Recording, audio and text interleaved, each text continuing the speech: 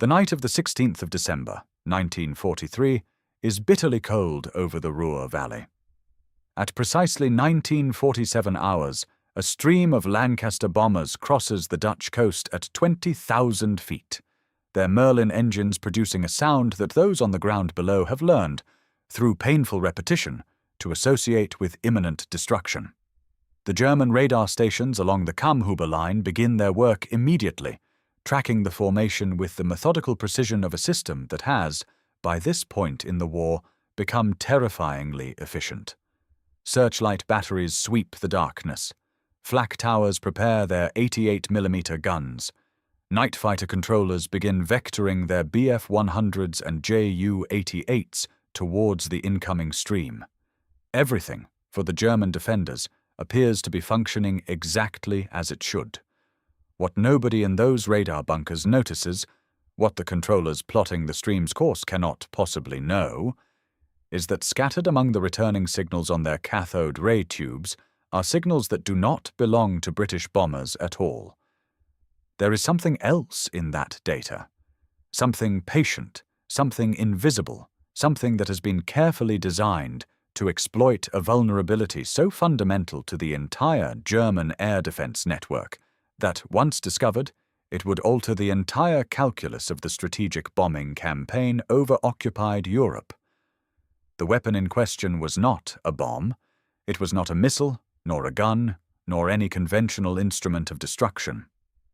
It was, in essence, a lie, an extraordinarily sophisticated electronic deception that would cause the German flak artillery and night fighter controllers to engage targets that did not exist, to waste ammunition on phantoms, and, in the most dramatic instances, to direct their own anti-aircraft fire against their own aircraft.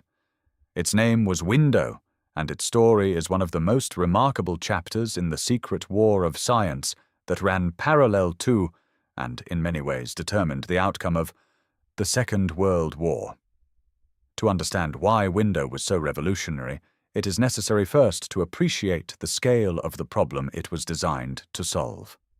By 1943, RAF Bomber Command had been suffering losses that were, by any honest assessment, unsustainable. The mathematics were brutal. A bomber crew was expected to complete a tour of 30 operations. At the loss rates being experienced over Germany in the early months of that year, frequently between 4 and 6% per sortie, the statistical probability of surviving a full tour was, for many crews, lower than 1 in 3. The men flying Halifaxes and Stirlings and Lancasters into the heart of the Reich were, as the historian Richard Overy would later put it, engaged in one of the most dangerous occupations in the history of warfare.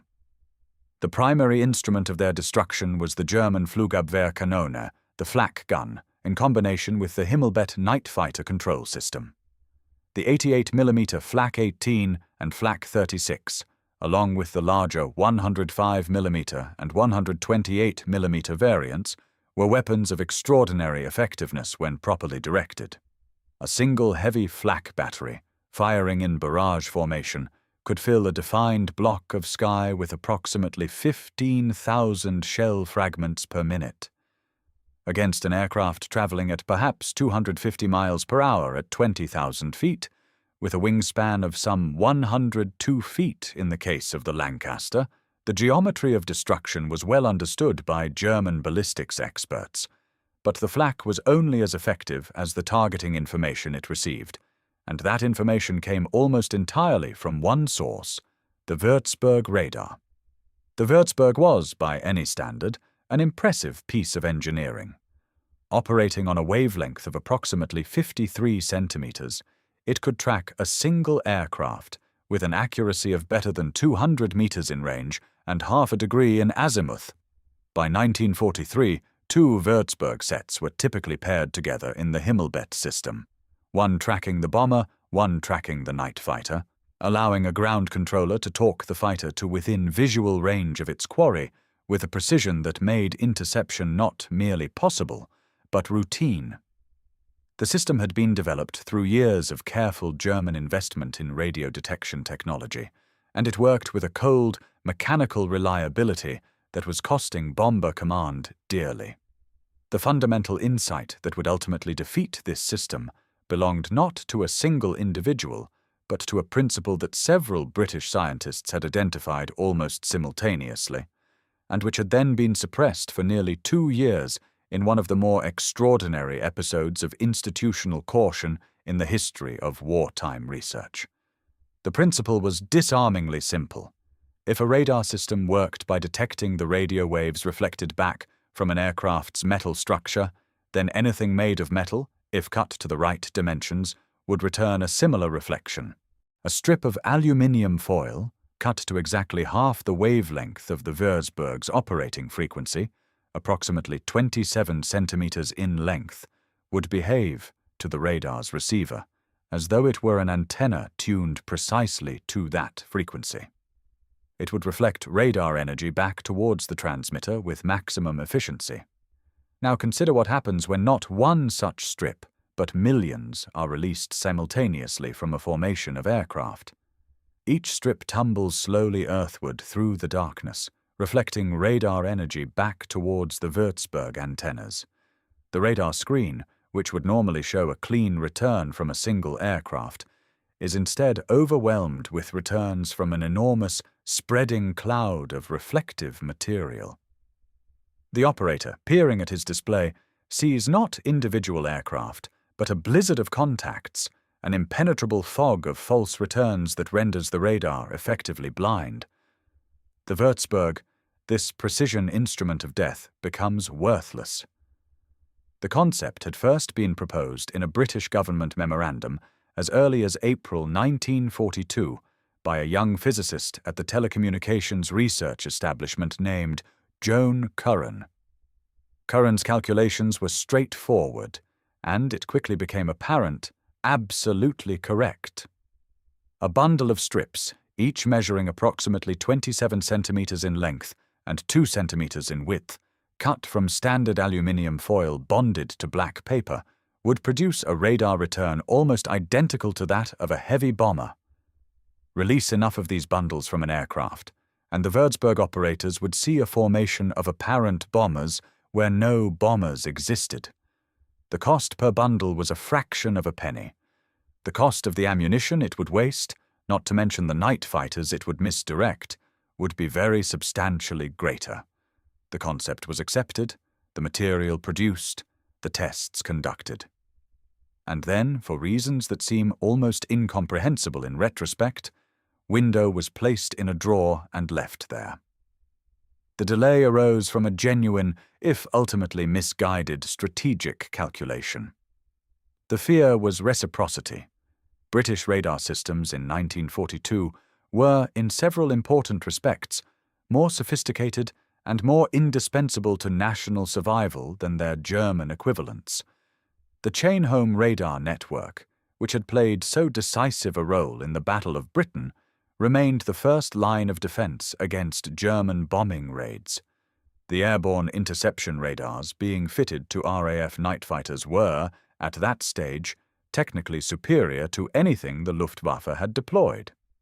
If Bomber Command began using aluminium strips over Germany, the argument ran, it was only a matter of time before the Luftwaffe began using similar material over Britain. The cure, it was feared, might prove worse than the disease.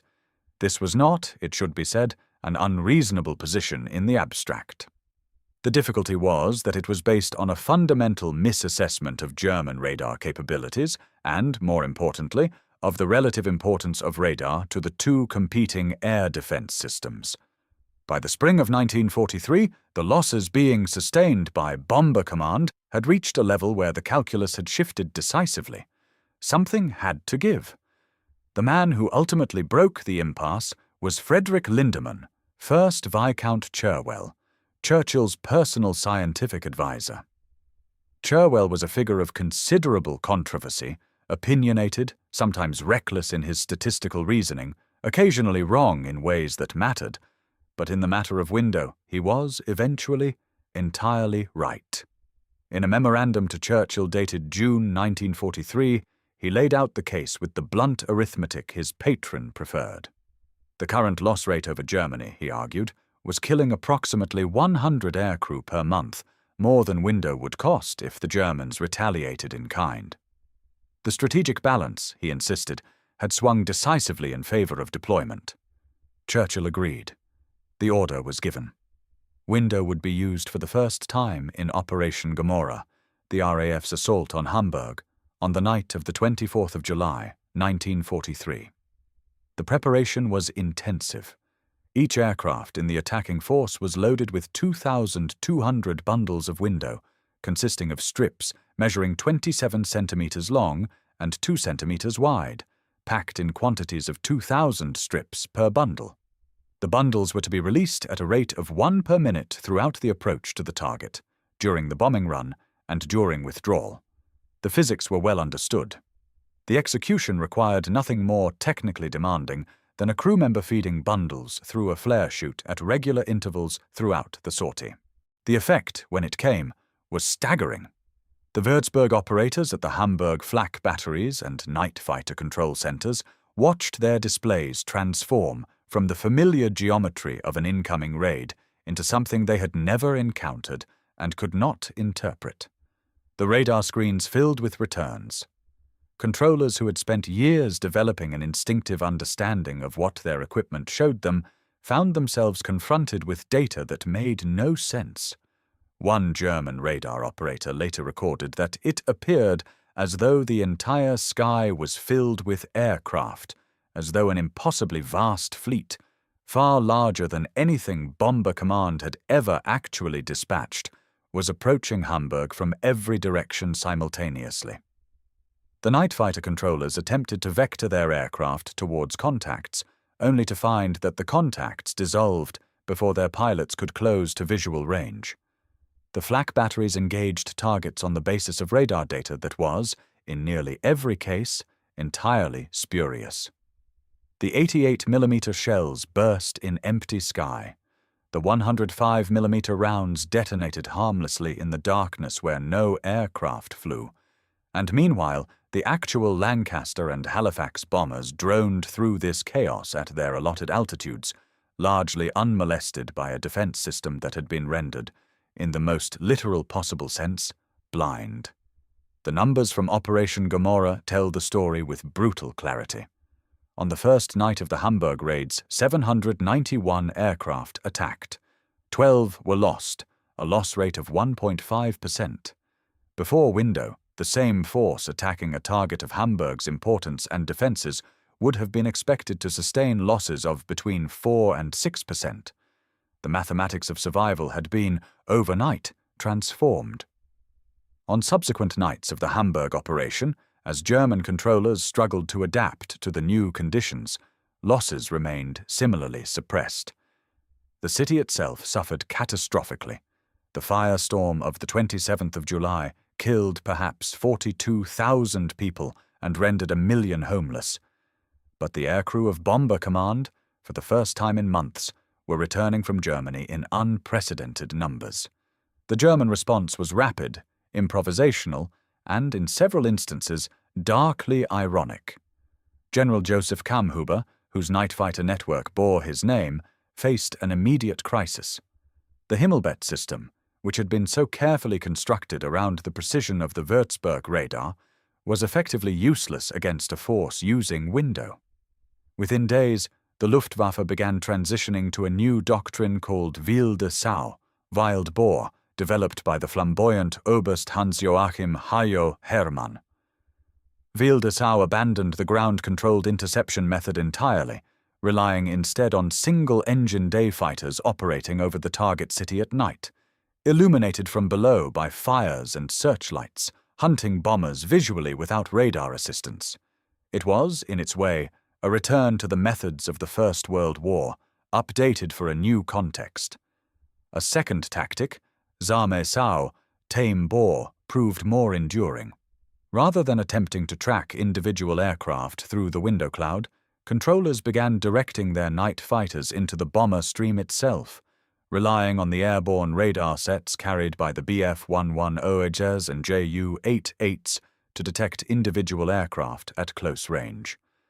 The SN-2 radar, which operated on a longer wavelength specifically chosen to be less susceptible to window-sized strips, was accelerated into production.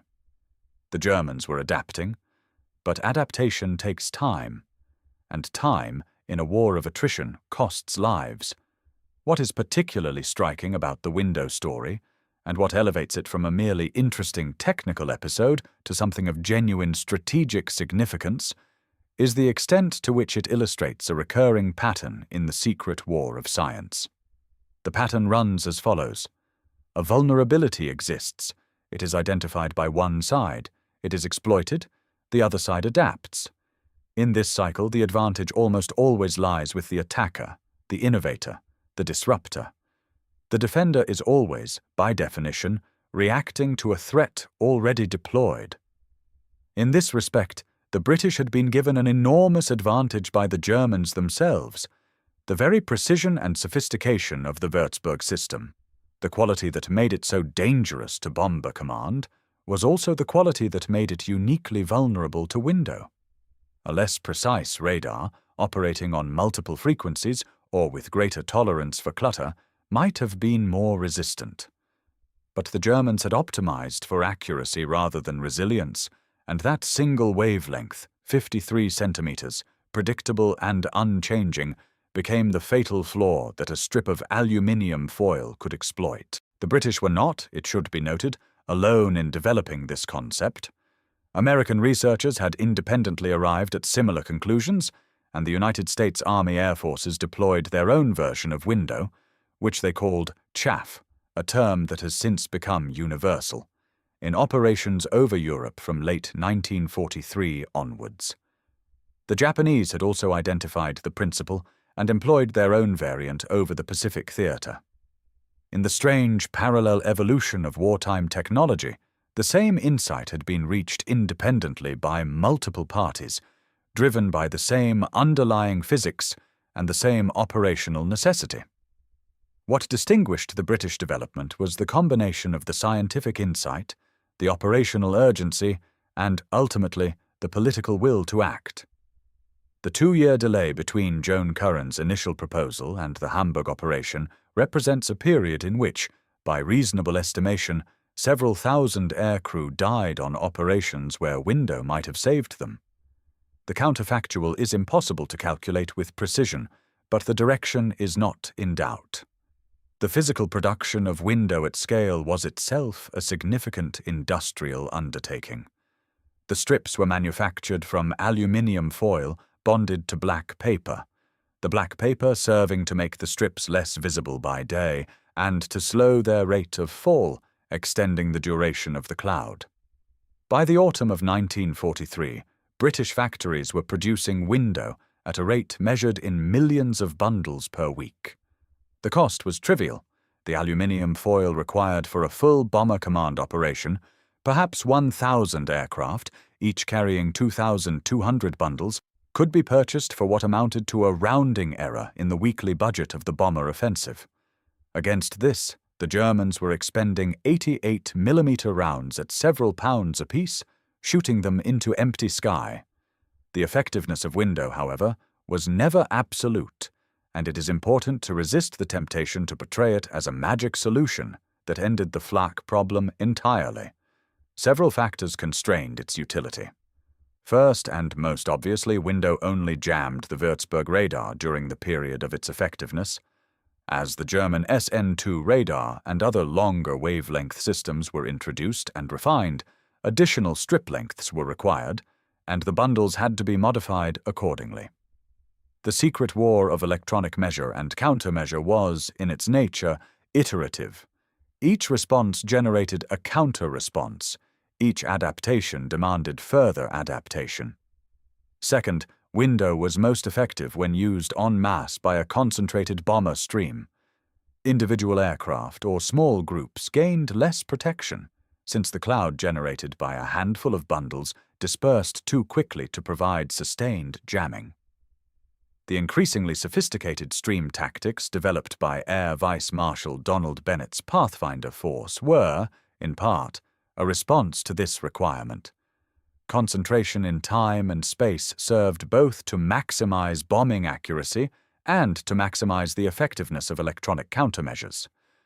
Third, and perhaps most significantly, the Germans eventually developed what might be described as electronic immunity to window in some of their most critical flak installations. The giant Würzburg radar, a 7.5-meter parabolic antenna capable of tracking aircraft with extraordinary precision, was modified with filter circuits that could partially discriminate between the slow-falling window strips and the faster-moving aircraft returns. The discrimination was imperfect and imposed penalties in accuracy, but it represented a genuine technical adaptation that somewhat restored flak effectiveness against late-war Bomber Command operations. None of this alters the fundamental verdict on Window's strategic impact. Between July 1943 and the end of the war, the use of Window and its American equivalent chaff, along with the broader suite of electronic countermeasures deployed by 100 Group RAF, including the dedicated jamming aircraft of No. 101 Squadron and the mandrel screen operations, significantly reduced Bomber Command's loss rates relative to what they would otherwise have been. The precise figure is contested among historians, but estimates of several thousand lives saved are well within the range of defensible calculation. The story of Window also had consequences that extend well beyond the Second World War itself. The discovery that radar systems could be comprehensively defeated by such economically and technically simple means, a strip of aluminium foil cut to the right length, transformed the entire subsequent development of air defense doctrine. Modern military aircraft routinely carry chaff dispensers capable of releasing thousands of metallic strips in seconds. The principle first demonstrated over Hamburg in July 1943 remains, 8 decades later, a standard element of aircraft survivability systems worldwide. When a modern F-35 releases a burst of chaff in response to an incoming radar-guided missile, it is performing, in refined and automated form, exactly the same function as the crew member who fed bundles through a Lancaster's flare chute over the blazing ruins of a German city. The broader lesson, that precision systems, however impressively engineered, carry within them the seeds of their own vulnerability, proved equally durable. The Würzburg radar was brilliant. Its designers were not fools. They were, in many respects, among the finest radio engineers in the world. But they had optimized for a single operating condition, and in doing so had created a system that was catastrophically fragile when that condition was disrupted. This pattern of exquisitely optimized systems undone by simple, lateral thinking recurs throughout the history of military technology, from the development of torpedoes to the exploitation of network vulnerabilities in the digital age.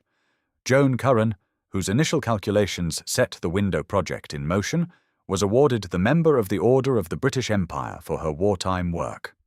She continued a distinguished scientific career after the war, contributing to research in plasma physics and earning a fellowship of the Royal Society, becoming only the 3rd woman to be so honored.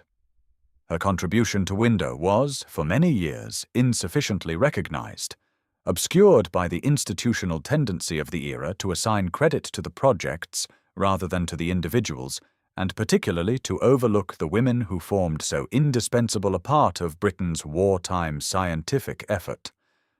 That tendency has since been corrected, at least in part, and Curran's role is now appropriately acknowledged in the histories of both radar science and the bomber offensive. The original Window bundles, those slightly awkward packages of foil and paper, so utterly ordinary in appearance, so catastrophically effective in use, are today genuinely rare. A handful survive in the collections of the Royal Air Force Museum at Hendon and the Imperial War Museum in London. They are modest objects. Nothing about their physical appearance suggests what they were capable of. They look, frankly, like craft supplies.